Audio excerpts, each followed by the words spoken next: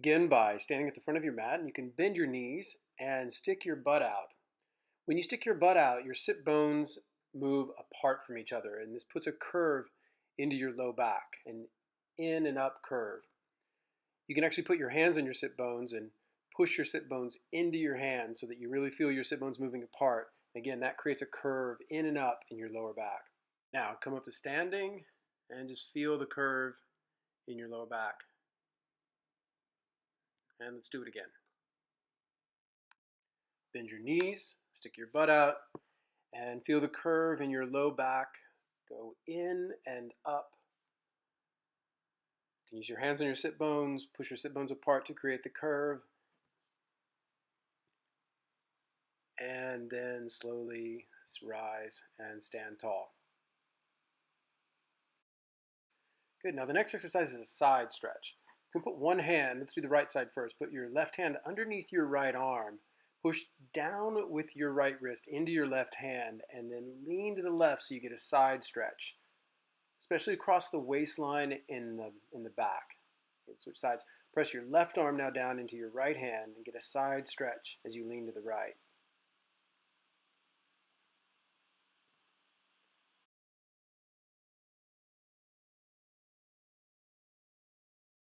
Good. Now let's do a short stance, 1 foot forward, 1 foot back. Bend both knees. And by bending your knees, you can feel your feet on the floor more. You can even bounce your knees a little bit and make sure that your feet are both heavy on the ground. This is good for your back because it takes some of the pressure out of your back by being anchored down. And you can do it with straight legs too, with your hands on your hips. Press down through your legs, all the way down into your feet. Let's do the second side. Hands on the hips, bend your knees, and press down. And then you can do straight legs, and with your hands on the top of your pelvis, press all the way down through your feet. Okay, good. And step forward. All right, let's repeat the exercise that we did before where you bend your knees. This time you can put your elbows between your knees, and to get a little bit more power in your legs, push your elbows apart and your knees in against your elbows. So you'll feel your outer shins and your knees squeezing together. Good, and then come to standing.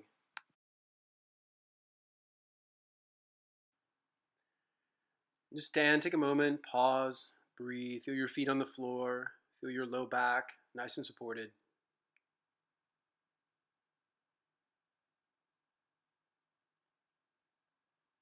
Good. And let's do the next pose. Place your right ankle over your left knee like you're sitting cross-legged. Now you can use a wall or a chair to balance here. Place your left hand on the back of your heel and place your right hand on your sit bone. The purpose here is that you can use your left hand like a wall to pull your heel back into, and you can use your right hand on your sit bone to make sure that your sit bone is still widening.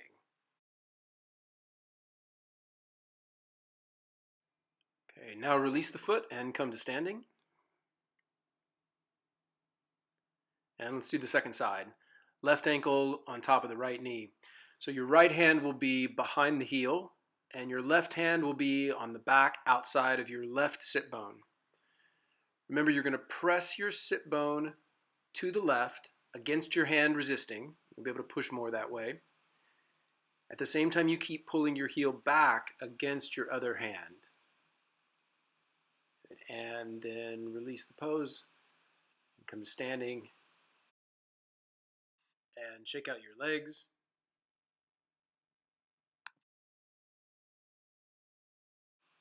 And let's do it again. First side. Place your right ankle on top of your left knee with your right hand against the sit bone, left hand against the back of the ankle. This time, do both sit bones. Even though your hand is on your right sit bone, make sure you widen your left sit bone at the same time you widen your right sit bone. And use your abdominals to lengthen your spine up through the top of your head. Okay. Good. And let's do second side. Left ankle on top of right knee. Right hand behind the heel. Left hand on the sit bone. Remember, you're going to do both sit bones wide at the same time. Remember, of course, to keep pulling your ankle back against your hand. And then use your abdominals as well to lift and lengthen. And then release, shake out your legs again. You can even swing the leg in a couple different fashions, at the hip, at the knee.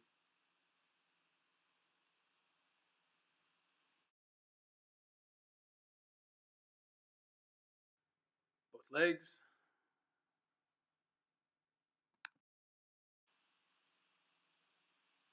Move your torso back and forth.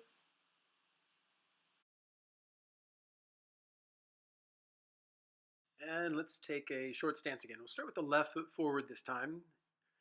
Just like before, make sure your energy is grounded, your feet feel heavy, and then bend about halfway forward so you can put your right hand on the top of your left shin. Focus on squeezing the energy of your legs toward the midline. And come back up, switch sides. Again, just to review, you anchor your pelvis down, anchor your feet down, and as you lean over, touch your left hand to the front of the right shin, squeeze toward the midline with your legs, like you're scissoring your legs together. Let's do first side again. This time, remember to not only squeeze the midline, but push your sit bones apart like we've done in the other exercises. So again, you'll bend over the left leg. You can put your right fingertips on the shin and push both sit bones apart, even though you keep squeezing toward the midline.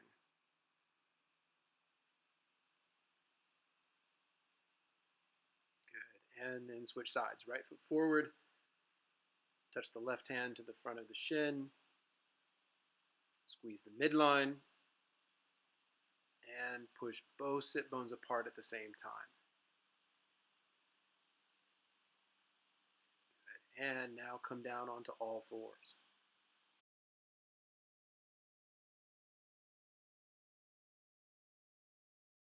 Sit back on your heels with the top of your feet still on the floor. So as you sit back on your heels, your ankles will want to press to the floor, but if you can keep your ankles up so there's a space underneath your ankles, that's ideal. You're getting stronger ankles that way. And then put your hands on the outside of both sit bones like we've done before so that you can push both sit bones apart. So your hands are pressing in to give resistance that will help you actually push your sit bones wide. Good. And now let's come into pigeon pose or pigeon preparation pose with your right leg forward.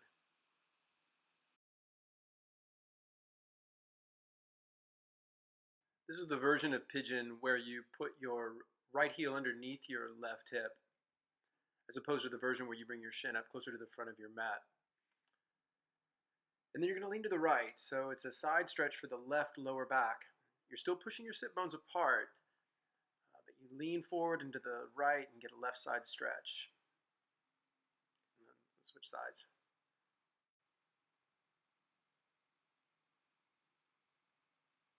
Same thing on the left side. You're going to push both sit bones apart. Keep both legs strong, and as you lean to the left, you get a stretch on the right lower back.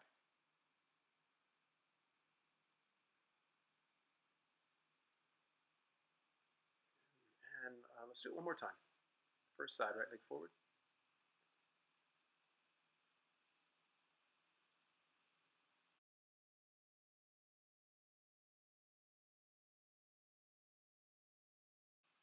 Switch sides.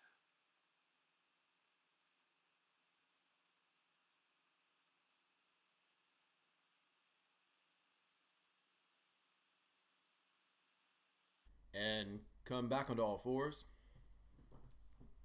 You can sit back on your heels again like we did before with your ankles up.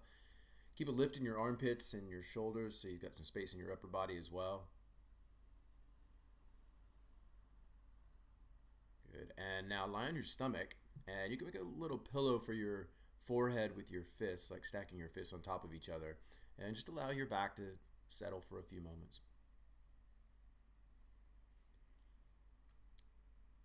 Okay, now let's do a thigh stretch.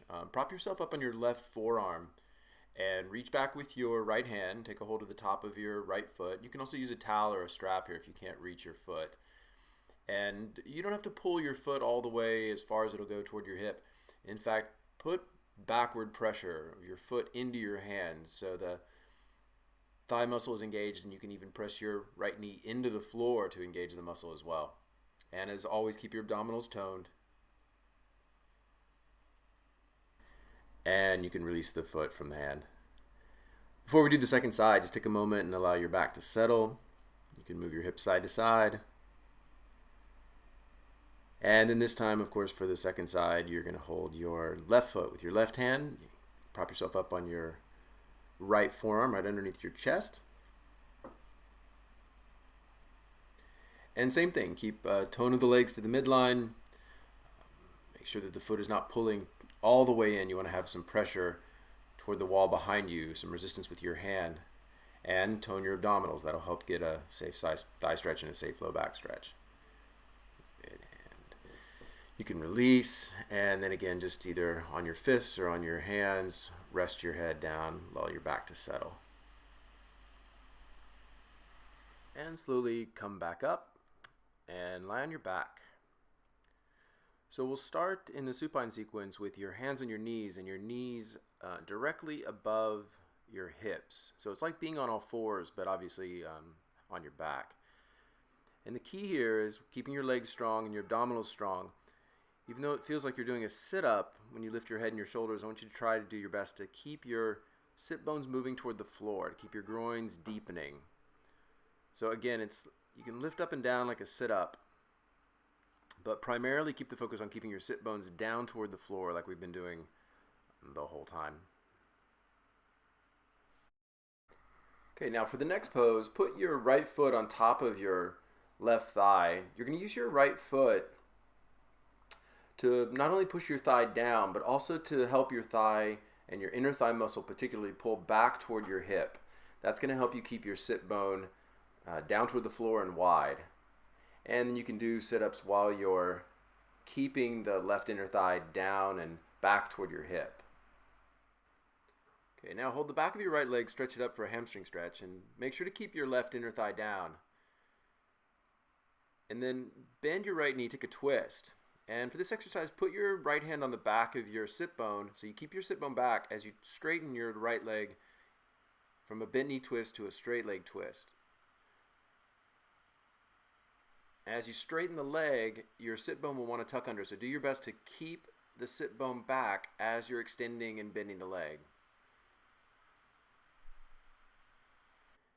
And come back up to center and just take a moment with both legs on the floor. Just feel how your body feels.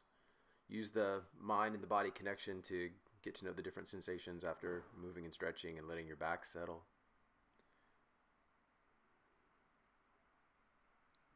Remember, keep your thigh down on the floor. Second side. And you can do small little crunches, but the primary emphasis here is making sure that the inner thigh of your straight leg, the bottom leg, is down to the floor as close as it can be, and also pulling back toward the hip to help the sit bone stay in good alignment.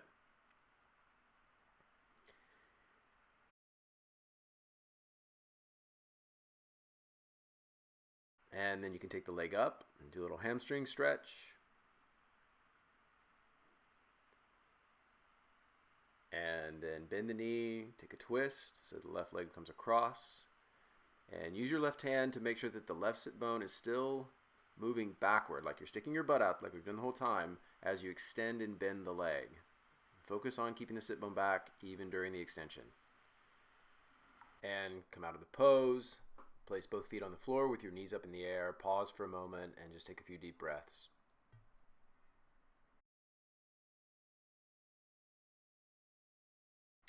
And let's come into bridge pose. Lift your hips up in the air. You can bend your elbows so you've got some power in your upper back. Take some deep breaths here.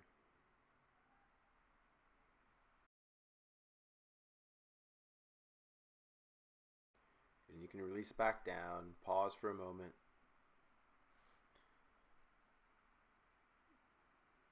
And then one more time, take your hips up. Just to put a nice gentle curve in your back. Strong legs, strong arms. Stretch your legs long so it feels like you're stretching your knees away from you. Good, and then release down, stretch your legs out, and let's take a Shavasana.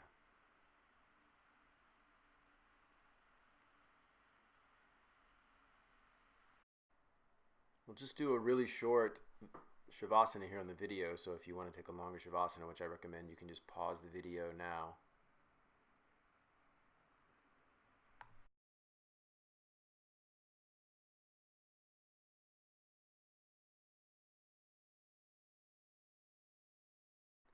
Take some deep breaths. Start to move your body a little. And you can bend your knees and roll to your right side and come up to sitting and take a nice comfortable seat. If you want to sit up on a blanket, you can.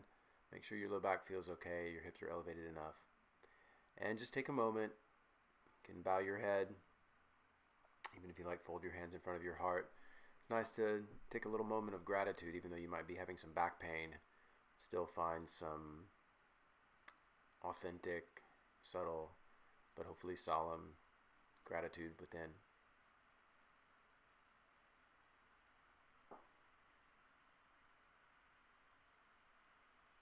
Namaste.